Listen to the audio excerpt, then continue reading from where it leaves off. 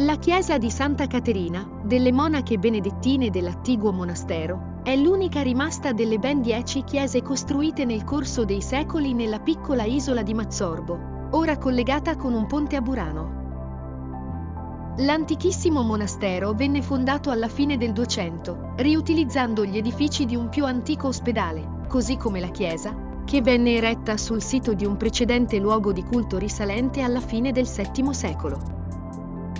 Nel tempo questo centro spirituale aumentò di prestigio, fino ad ospitare 40 monache a fine 600. La chiesa, ormai cadente, venne restaurata agli inizi del Settecento per la generosità del veneziano Pietro Tabacco.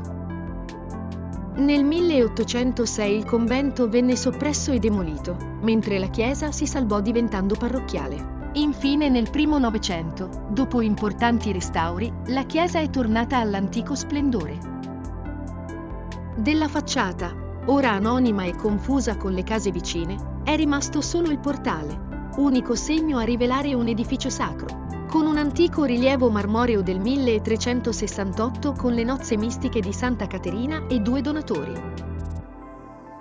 Nel piccolo e suggestivo atrio e nell'adiacente cortile ci sono frammenti di antiche cornici, plutei e bei rilievi, secoli IX-XIII, appartenenti al perduto monastero. Già questo predispone alla vista della bella chiesa dall'atmosfera magica delle cose antiche genuine. L'ambiente è tipicamente conventuale, ad unica navata, con soffitto ligneo a carena di nave rovesciata e piccolo barco per le monache, e a 4 ricchi altari marmorei.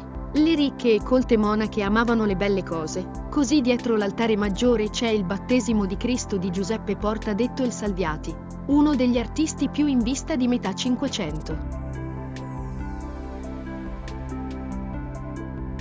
Nella parete sinistra dell'aula della chiesa è collocato ora il dipinto del secolo XVI Lo sposalizio mistico di Santa Caterina, opera di Matteo Ponzone.